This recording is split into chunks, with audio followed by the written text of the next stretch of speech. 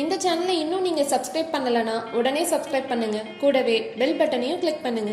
இன்னைக்கு நம்ம பார்க்க போற டாபிக் என்ன அப்படின்னா, தானத்தில் சிறந்தது அன்னதானம். மனிதனிடம் கட்டாயம் இருக்க வேண்டிய தானம் நிதானம். பதறாத காரியம் சிதறாது என்பார்கள். அதேபோல் நிதானத்தோடு இருந்தால் மட்டுமே நிம்மதி கிடைக்கும். தானத்தில் நிதானம் முக்கியம்தான். ஆனால் அதைவிட முக்கியமானது பிறரின் பசியை போக்கும் அன்னதானம். மனிதன் போதும் என்று சொல்லக்கூடிய ஒரே தானம் அன்னதானம்தான்.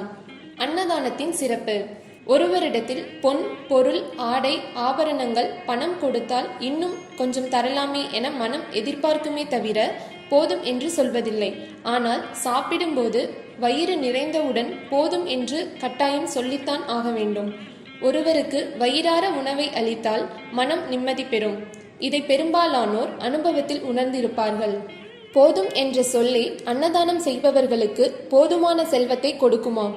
எனவேதான் எல்லா தானங்களிலும் அன்னதானமே சிறந்தது என்று சொல்லி வைத்திருக்கிறார்கள். அன்னதானம் செய்யும் போது பிறர் போதும் என்று சொல்லும் அளவிற்கு செய்ய வேண்டும். எப்படி அன்னதானம் செய்ய வேண்டும்?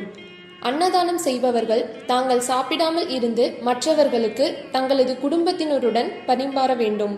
தங்கள் கரங்களால் பரிமாறுவதே சிறப்பு. பெரிய அளவிற்கு அன்னதானம் செய்ய முடியாதவர்கள் கூட சிறிய அளவில் தங்களால் முடிந்ததை செய்யலாம். அன்னதானத்தை தங்கள் மேற்பார்வையில் முறையாக செய்ய வேண்டும். எப்போதெல்லாம் அன்னதானம் கொடுக்கலாம்? வாரம் ஒருவருக்கு அல்லது மாதம் ஒருவருக்கு உணவு வழங்கலாம். வருடம் ஒரு முறை விழாக்களை முன்னிட்டு அன்னதானம் வழங்கலாம். பிறந்த